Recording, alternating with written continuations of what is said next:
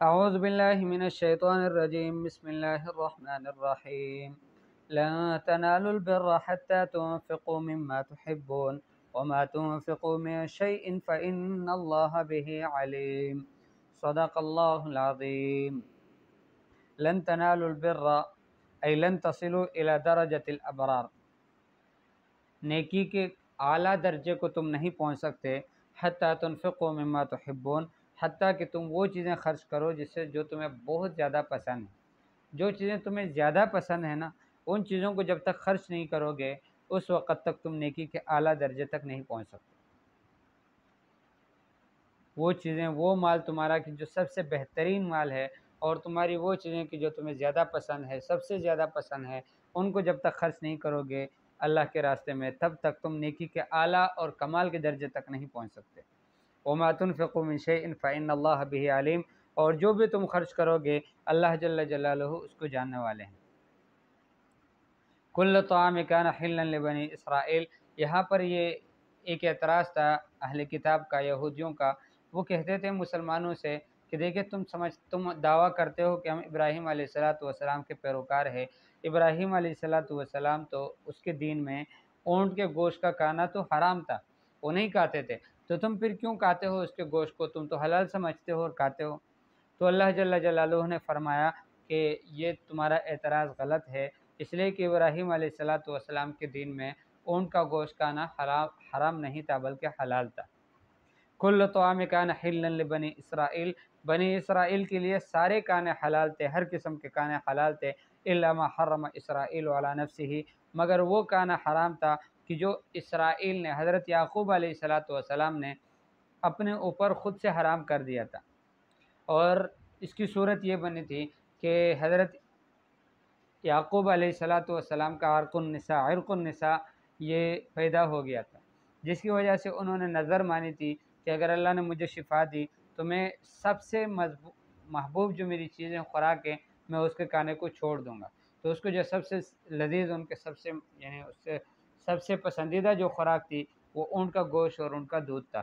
تو ان دو چیزوں کو انہوں نے پھر چھوڑ دیا. اور یہ سب اس وقت ہوا تھا من قبل ان تنزل التورات، اس سے پہلے کہ تورات نازل ہو جائے. تورات ابھی نازل نہیں ہوئی تھی، اس وقت یہ چیزیں تھیں کہ یعقوب علیہ السلام نے اپنے اوپر ان چیزوں کو حرام کر دیا. باقی اس کے علاوہ یعقوب علیہ السلام کی اولاد کے اوپر یہ چیزیں حرام نہیں تھیں، اس وقت یہ ساری چیزیں ان کے لیے حلال تھی. قل فاتوا بالتوراۃ فاتلوها ان کنتم صادقین، آپ ان سے کہہ دیجئے کہ تم تورات کو لے آؤ اور اس کو مجھ پر پڑھ لو اگر تم سچے ہو، اگر تم اس میں سچے ہو کہ وہ چیزیں اس سے پہلے حرام تھی. پہلے حرام نہیں تھی، البتہ تورات کے نازل ہونے کے بعد پھر حرام ہو گئی. اور تورات تو حضرت ابراہیم علیہ السلام کے زمانے سے بہت دیر سے نازل ہوئی ہے. تو اس وقت پھر بنی اسرائیل کے اوپر بہت ساری چیزیں حرام کر دی گئی، اور یہ ان کے جرائم اور ان کے معاصی اور نافرمانیوں کی وجہ سے ہوا تھا. ان کے سزا کے طور پر اللہ نے ان کے اوپر سختی کی تھی. قل فاتوا بالتوراۃ فاتلوها ان کنتم صادقین، اگر تم سچے ہو.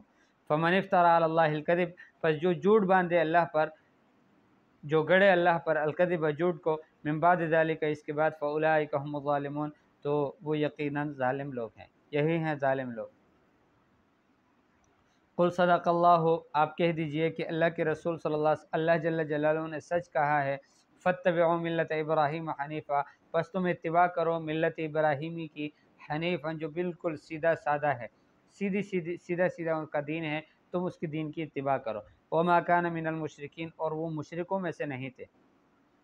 ان اول بیت وضع للناس، یہاں سے ایک ان کا دوسرا اعتراض تھا، وہ یہ تھا کہ وہ سمجھتے تھے کہ سب سے پہلا جو گھر اللہ کی عبادت کے لیے بنا گیا ہے وہ بیت المقدس ہے. اور سارے انبیاء کرام ہمارے بڑے جو کتنے بھی گزرے ہیں وہ یہودی کہتے تھے، انہوں نے بیت المقدس کی طرف وہاں پر عبادت کی ہے، اس کی طرف رخ کر کے اللہ کی عبادت کی ہے. تو تم اس کو چھوڑ کر بیت اللہ شریف، کعبۃ اللہ، اس میں یہاں عبادت گاہ اس کو تم نے کیوں بنایا ہے؟ تو اسی اعتراض کا جواب اللہ نے دیا، ان اول بیت وضع للناس، کہ بے شک سب سے پہلا گھر جو لوگوں کی عبادت کے لیے بنایا گیا، رکھا گیا، للذی ببکۃ مبارکا، یہ وہی تو ہے کہ جو مکہ مکرمہ میں ہے، اور یعنی مسجد الحرام. मुबारकन जो बरकत वाला है, बरकत वाला है, फ़ज़ल वाला है, आज़मत वाला है, व हुदन लिल आलमीन, और वो हिदायत है, मस्तर हिदायत का मस्तर है और नूर का मस्तर है तमाम अहले ज़मीन के लिए। फ़ीह आयातुम बय्यनातुन, उसमें वाज़ेह वाज़ेह निशानियाँ है। मकाम इब्राहीम, उसमें मकाम इब्राहीम भी है। मकाम इब्राहीम से मुराद वो पत्थर है कि जिस पर जब वो बैतुल्लाह शरीफ की, काबतुल्लाह शरीफ की उसकी तामीर करते थे, उस पत्थर पर खड़े होते थे, यानी सीढ़ी के तौर पर उसको इस्तेमाल करते थे। तो मकाम इब्राहीम भी उसमें मौजूद है। वमन दखलहु कान आमिना, और जो इसमें दाखिल हो जाए वो अमन में हो जाता है, उसको अमन मिलता है।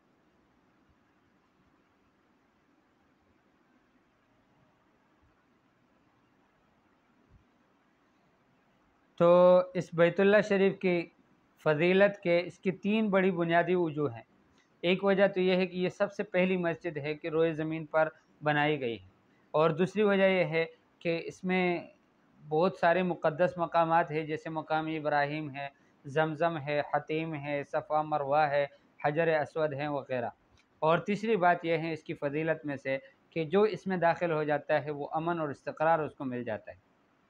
वमन दखलहु कान आमिना वलिल्लाहि अलन्नासि हिज्जुल बैत, तो गोया वो बैतुल्लाह शरीफ बैतुल मक़दिस से भी पहले बना हुआ ये तामीर है। वलिल्लाहि अलन्नासि हिज्जुल बैत, और लोगों के ज़रिए, और इब्राहीम अलैहिस्सलातु वस्सलाम की ये निशानी है। इस वजह से ये एतराज़ कोई हैसियत, कोई कीमत नहीं रखती कि कीमत नहीं रखता कि तुम बैतुल्लाह शरीफ को इबादतगाह क्यों बनाते हो, बैतुल मक़दिस को क्यों नहीं बनाते। वलिल्लाहि अलन्नासि हिज्जुल बैत, और अल्लाह का हक़ है लोगों के ऊपर कि बैतुल्लाह शरीफ का हज किया जाए। मन इस्तता इलैहि सबीला, जो इसके लिए आने तक की कुदरत रखता हो, रास्ता उसके लिए बना हो कि वो आ सकता हो। वमन कफ़रा, और जो कुफ़र कर ले, यानी नाफरमानी कर ले, इनकार कर ले, फ़इन्न अल्लाह गनियुन अनिल आलमीन, बस बेशक अल्लाह जल्ल जलालुहु गनी है तमाम जहानों से। कुल या अहलल किताब लिम तकफ़ुरून बिआयातिल्लाह, यहाँ से लेकर आयत नंबर 109 तक तकरीबन यहाँ एक ख़ास वाक़े से मुताल्लिक़ आयत वारिद हुई है, नाजिल हुई है। वाक़या क्या था? वाक़या ये था कि औस और ख़ज़रज, मदीना मुनव्वरा के जो 2 बड़े कबीले हैं, इनके आपस की लड़ाइयाँ ये बड़ी मशहूर थी, बार बार लड़ते आए हैं, इनकी सालों साल उनकी लड़ाइयाँ चलती थीं। लेकिन इस्लाम के आने के बाद फिर ये हो गया कि जो लोग इनमें से मुसलमान होते गए, वो आपस में बिल्कुल भाई भाई बन गए, और ऐसा शीर और शक्कर बन गए, ऐसे आपस में दोस्ताना ताल्लुकात जैसे कोई बात हुई ही नहीं है इनकी, सारी पुरानी बातें इनकी ख़त्म हो गई। लेकिन यहूदियों को, अहले किताब को ये चीज़ें अच्छी नहीं लगती थी। इस वजह से एक यहूदी जिसका नाम है शम्मास इब्न कैस, उसने एक साजिश की। उन्होंने ये किया कि वो इनके पास आए और एक शख्स के ज़िम्मे लगाया कि आप वो अशार पढ़ लो कि जो औस और ख़ज़रज वाले पहले पढ़ते थे जब जंगें करते थे, एक दूसरे से लड़ते थे। तो उन्होंने वो अशार शुरू कर दिए, तो इससे आपस में थोड़ी बातचीत शुरू हो गई, वो दोनों दोनों कबीलों की लोगों की, जो मुसलमान हो गए थे। और फिर वो बात से आगे बढ़कर इतनी बात बढ़ गई कि एक दूसरे से लड़ने के लिए भी तैयार हुए, और इसके लिए दिन भी मुकर्रर हुआ।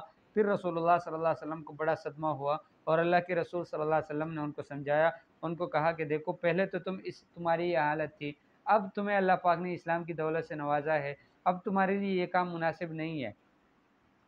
और उनको रसूलुल्लाह सल्लल्लाहु अलैहि वसल्लम की बात अच्छी लगी, और उन्होंने उस अपने इरादों को छोड़ दिया। तो बहरहाल ये इससे मुताल्लिक़ है कि अल्लाह पाक ने पहले तो यहूदियों को समझाया कि या तो तुम खुद ही भी ईमान नहीं लाते, तुम्हें चाहिए तो ये था कि तुम खुद मुसलमान हो जाते, लेकिन तुम्हारी कम किस्मती और बदकिस्मती से तुम मुसलमान नहीं होते हो, तो कम अज़ कम जो मुसलमान होते हैं उनके रास्ते में तो रुकावट न पैदा करो। और मुसलमानों को भी कहा कि तुम इनकी बात ना माना करो, और तुम खुद अपने मिशन को जारी रखो, दावत के काम को करते रहो। इस वजह से तुम्हारे अंदर यकजहती पैदा हो जाएगी, तुम जुड़े रहोगे फिर। तो फरमाया कुल या अहलल किताब, आप कह दीजिए कि अहले किताब, लिम तकफुरून बिआयातिल्लाह, तुम क्यों कुफर करते हो अल्लाह की आयत का। वल्लाहु शहीदुन अला मा तअमलून, और अल्लाह जल्ल जलालुहु वो गवाह है उस पर जो तुम करते हो। कुल या अहलल किताब, तुम कह दीजिए कि अहले किताब, लिम तसुद्दून अन सबीलिल्लाह, तुम अल्लाह के रास्ते से क्यों रोकते हो। मन आमन तबगूनहा इवजा, کہ جو ایمان لائے تم اس کے راستے میں رکاوٹ پیدا کرنے کی کوشش کرتے ہو۔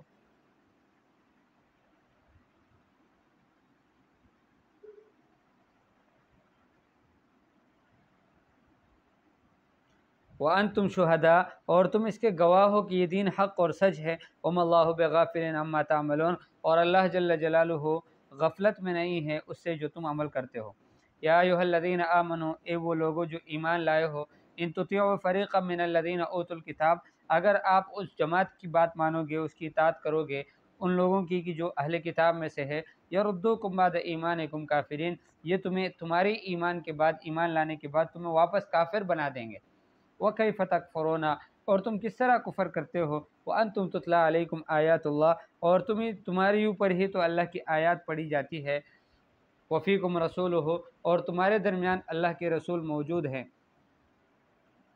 وَمَن يَعْتَصِم بِاللَّهِ، جو اللہ کی رسی کو مضبوطی سے پکڑے، اللہ کو مضبوطی سے تھامے رکھے، یعنی یستمسک بشریعتہ ودینہ، اللہ کے دین کو، اللہ کی شریعت کو مضبوطی سے تھام لے، فقد ہدی الی صراط مستقیم، بتحقیق اس کو ہدایت کی گئی ہے سیدھے راستے کی، سیدھے راستے کی، جنت کے راستے کی، ہر خیر کی اس کو توفیق مل گئی۔ یا ایھا الذین آمنوا اتقوا اللہ حق تقاتہ، اے ایمان والو تم اللہ سے ڈرو جس طرح اللہ سے ڈرنے کا حق ہے، ولا تموتن الا وانتم مسلمون، اور تمہیں ہرگز موت نہ آئے مگر اس حال میں کہ تم مسلمان ہو۔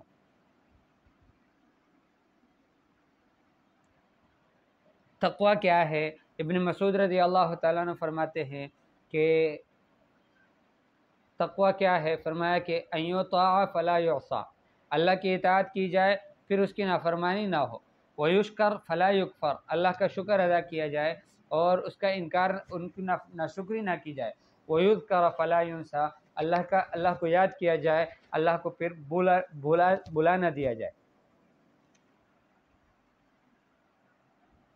وَاعْتَصِمُوا بِحَبْلِ اللَّهِ جَمِيعًا، اور تم اللہ کی رسی کو، اللہ کے دین کو، اللہ کی کتاب کو مضبوطی سے پکڑو، تھامے رکھو اس کو، وَلَا تَفَرَّقُوا، اور اختلاف میں نہ پڑو۔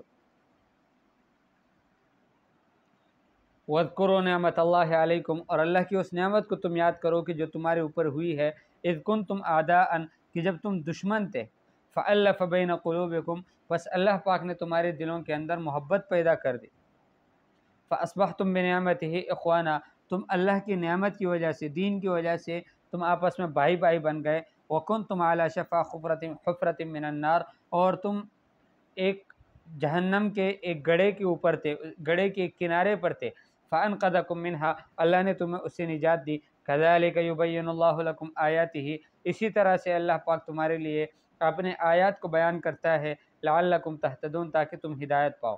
وَلْتَكُن مِّنكُمْ أُمَّةٌ يَدْعُونَ إِلَى الْخَيْرِ، اور تمہیں ایک امت ایسی جماعت ہونی چاہیے کہ جو خیر کی طرف دعوت دے، وَيَأْمُرُونَ بِالْمَعْرُوفِ، اور بلائی کا حکم کرے، وَيَنْهُونَ عَنِ الْمُنكَرِ، اور برائی سے روکے، وَأُولَٰئِكَ هُمُ الْمُفْلِحُونَ، اور یہی کامیابی والے ہوں گے، یہی لوگ ہوں گے کہ جو کامیاب ہونے والے ہیں۔ وَلَا تَكُونُوا كَالَّذِينَ تَفَرَّقُوا، اور ان لوگوں کی طرح نہ بننا کہ جنہوں نے کفر کیا،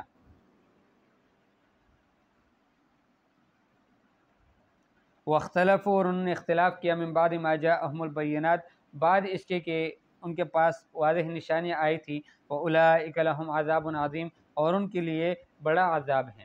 یوم تبیض وجوہ وتسود وجوہ، ایسے دن میں کہ جس دن کچھ چہرے روشن ہو جائیں گے، خوبصورت منور چمکتے ہوں گے، وتسود وجوہ، سفید چہرے ہوں گے، وتسود وجوہ، اور کچھ چہرے کالے ہوں گے۔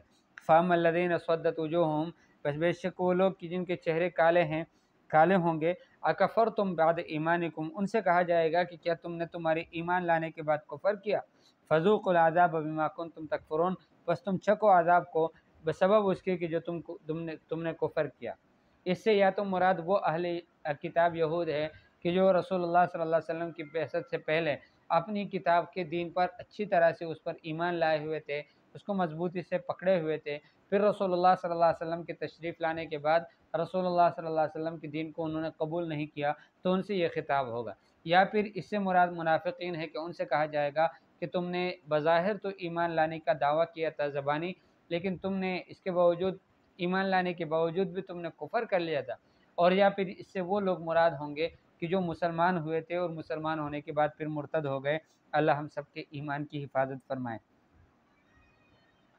فذوقوا العذاب بما کنتم تکفرون واما الذین ابیضت وجوہہم، اور بے شک وہ لوگ کہ جن کے چہرے خوبصورت ہوں گے، یہ ایمان والے ہوں گے، نیک لوگ ہوں گے کہ جن کے چہرے پورے نور سے چمکتے ہوں گے، ففی رحمت اللہ، یہ اللہ کی رحمت میں ہوں گے، یعنی جنت میں ہوں گے، ایسی جنت کی جو اللہ کی رحمت کی نزول کی جگہ ہے۔ ہم فیہا خالدون، اس میں ہمیشہ رہیں گے۔ تلک آیات اللہ، یہ اللہ کی آیات ہیں، نتلوہا علیک بالحق، ہم آپ پر تلاوت کرتے ہیں اس کی حق کے ذریعے سے۔ وما اللہ یرید ظلما للعالمین، اور اللہ جل جلالہ نہیں چاہتے ظلم اپنے جہان والوں پر، کسی پر بھی اللہ جل جلالہ ظلم نہیں چاہتے۔ وَلِلَّهِ مَا فِي السَّمَاوَاتِ وَمَا فِي الْأَرْضِ، اور اللہ ہی کے لیے ہیں جو کچھ آسمانوں میں ہے اور جو زمین میں ہے۔ وَإِلَى اللَّهِ تُرْجَعُ الْأُمُورُ، اور اللہ ہی کی طرف امور لوٹتے ہیں، سارے امور کا رجوع اللہ ہی کی طرف ہوگا۔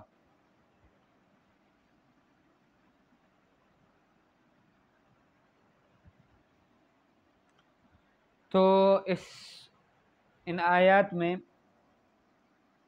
گویا وہ قصہ بتایا گیا کہ جن کے جو شماس ابن قیس یہودی، وہ جن کے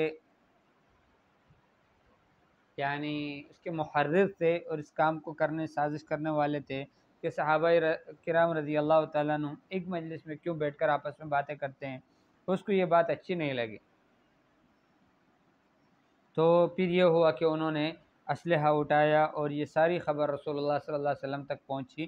رسول اللہ صلی اللہ علیہ وسلم جلدی سے ان کے پاس آئے اور کہتے تھے کہ ان سے خطاب کر کے فرماتے تھے، یا معشر الانصار ابدعوا الجاہلیہ وانا بین اظہرکم، اے انصار کے لوگوں، کیا جاہلیت کی باتیں پھر شروع ہو گئی حالانکہ میں تمہارے ساتھ تمہارے درمیان ہوں۔ فرماتے ہیں کہ انہوں نے اپنے اسلحہ کو اتار دیا، رکھ دیا، اور سب رونے لگے اور ایک دوسرے سے گلے مل گئے، اور اللہ جل جلالہ نے ان آیات کو نازل کر دیا۔ تو بہرحال یہ ساری باتیں ہیں، مسلمانوں کو یہ بتایا گیا کہ تم دعوت کے کام کو لگے رہو، اس کو کرتے رہو، تو پھر یہ ہے کہ تمہارے اندر یہ ہے کہ یکجہتی رہے گی، تم ایک ساتھ اتفاق اور اتحاد سے رہو گے۔ اللہ جل جلالہ ہمیں بھی اس کی توفیق نصیب فرمائے۔ وصلی اللہ تعالی علی خیر خلقہ محمد وآلہ واصحابہ اجمعین، آمین برحمتک یا ارحم الراحمین۔